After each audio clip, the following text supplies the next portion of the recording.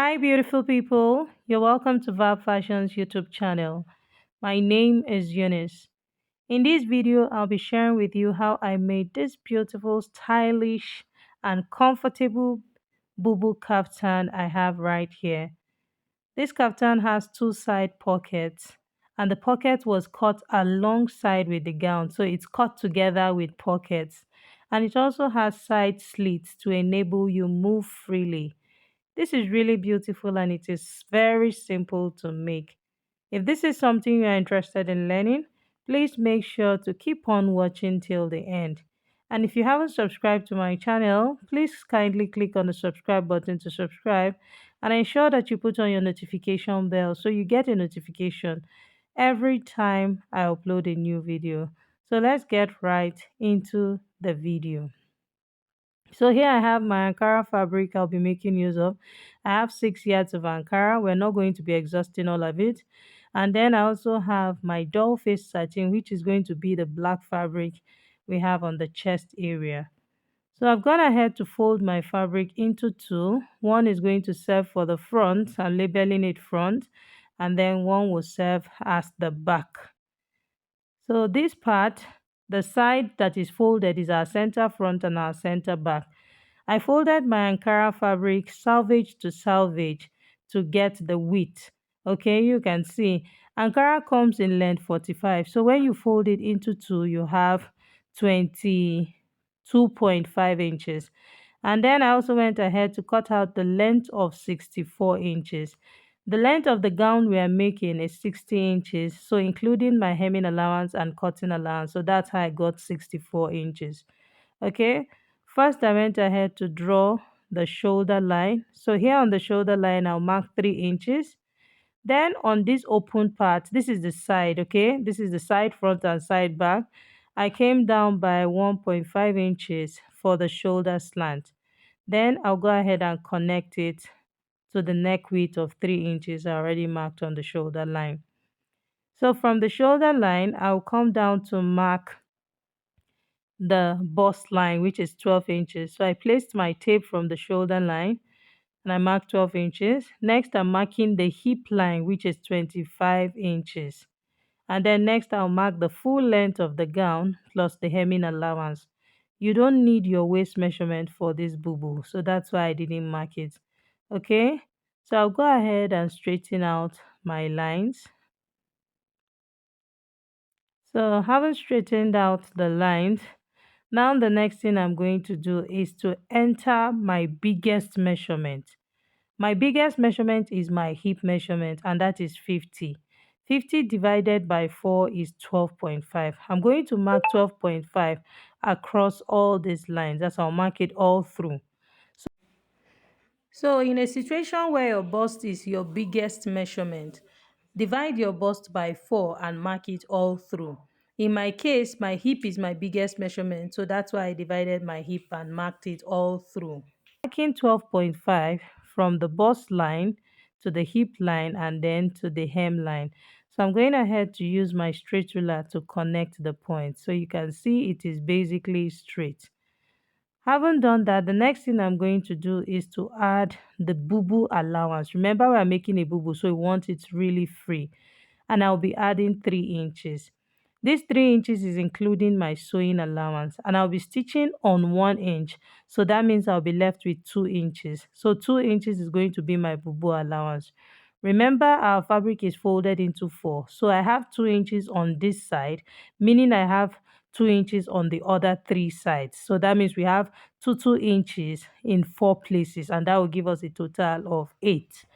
So this totally depends on you. You can make it, you can add more than 3 inches and you can use exactly these 3 inches I'm using. So depending on how wide you want the boo-boo to be. Remember I said I'll be stitching on 1 inch, so I'll be left with 2 inches. Okay, so next is to mark the sleeve opening. So here on the shoulder slant at the side here, I came down by 10 inches for the slit, for the sleeve opening. Okay, so I haven't come down by 10 inches. At that 10 inches mark, I went in by 1 inch. This is so that the underarm will not drop more than the shoulder area. So I haven't gone in by 1 inch. So this line I have here, I'll just take it in. Okay, can you see how I just connected it to the measurement there? So having done that, the next thing I'm going to do is to create a curved shape around here because we are not sharp. So I'm not going to be cutting it like a four corner shape, okay? So I just come out by 1 inch at the side here just to blend up the curve. So you can use your free hand or use your curved ruler just like I have done. Okay, so now the next thing we are going to do is to mark our pockets. So from the shoulder line, I'm taking it from the shoulder line, not from the shoulder slant, okay? From the shoulder line, I'll come down by 18 inches. And this is it. I've marked it here. From that 18 inches, I'll come down by 7 inches. So the pocket opening is going to be around that 7 inches. So, and which has brought me down to the hip line. So from 18 inches, 7 inches downwards will bring us down to 25, okay? So now we're going to go ahead and draw out our pocket. So at the point where the pocket opening ends, which is the hip line, I'll come out by 1 inch.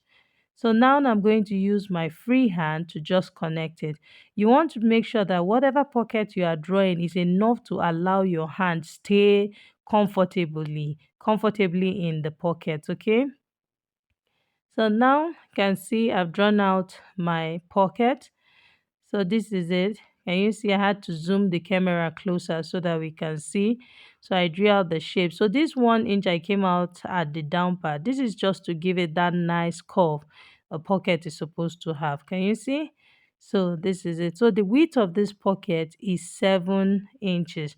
Remember we have two sides. So by the time it's unfold, that means it's 7 inches unfold. Okay. I hope we understand. We have the front and the back and we're stitching them together.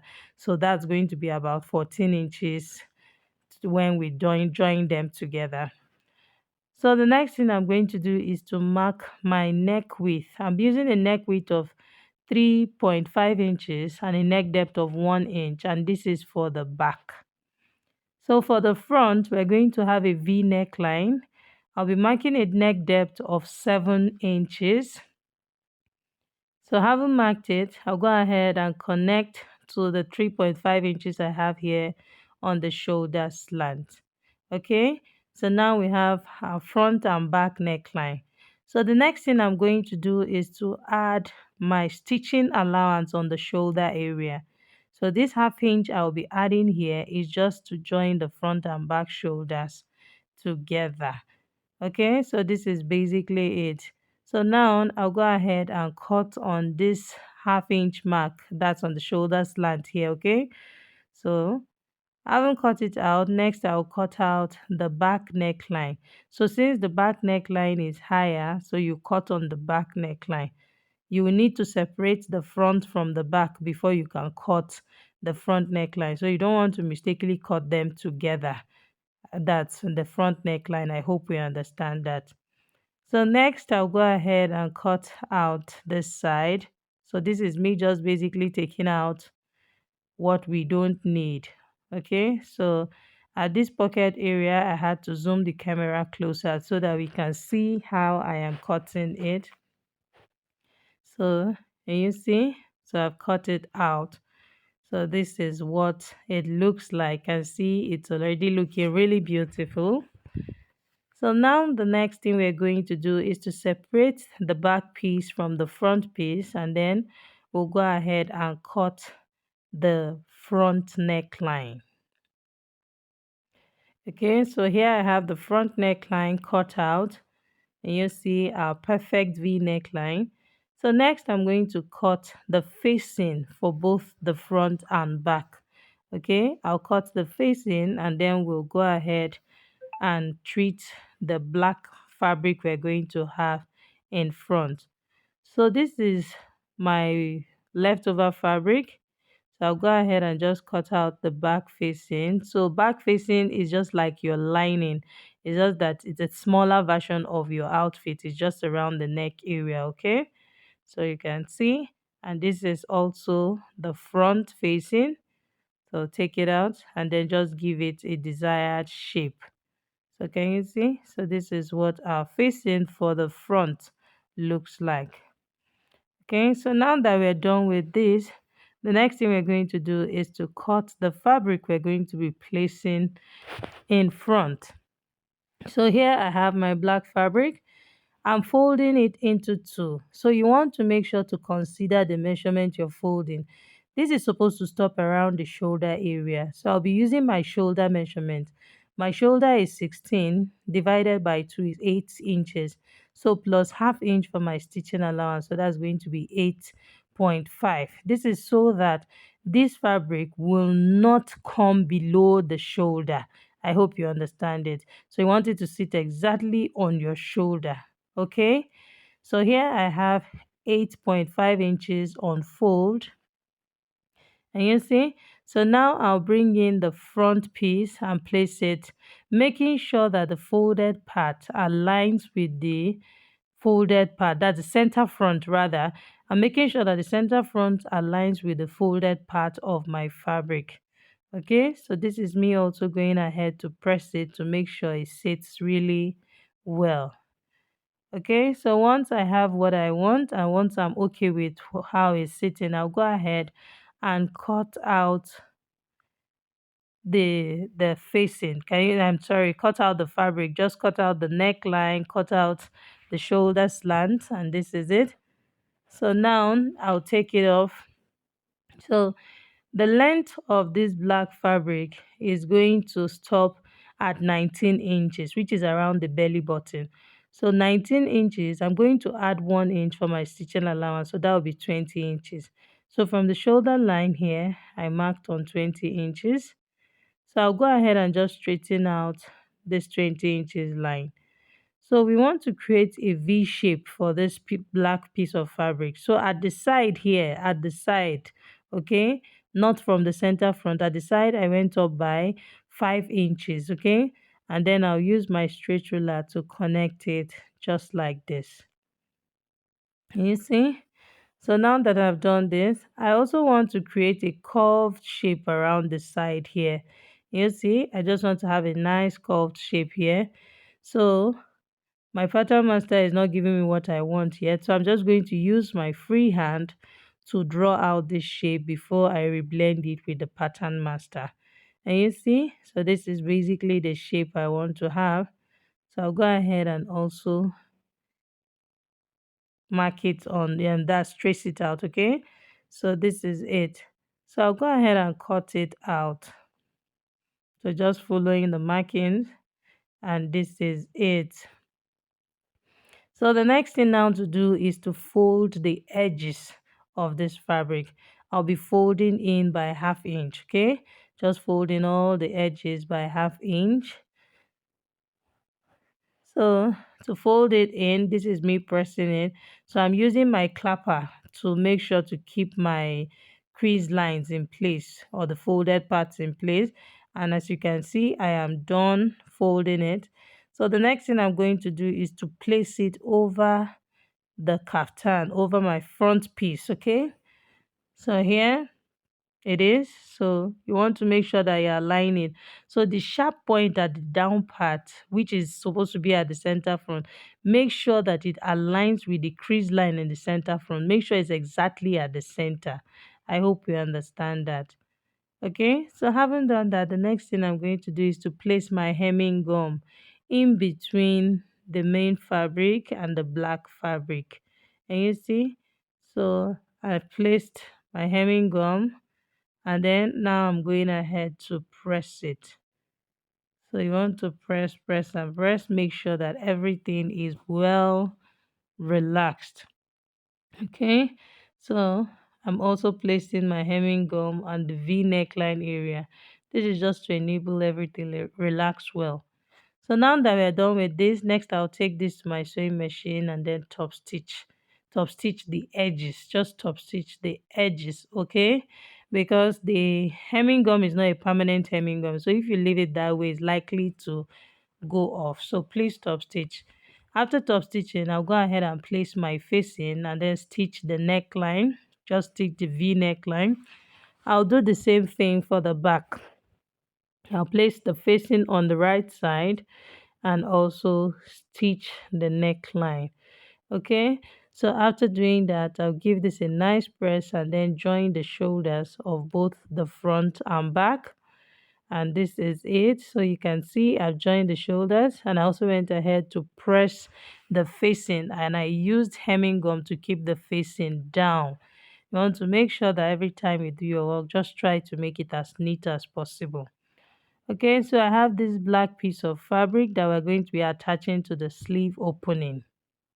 So the length of the sleeve, you can see, is quite wider than the sleeve opening, but on fold I have 2 inches.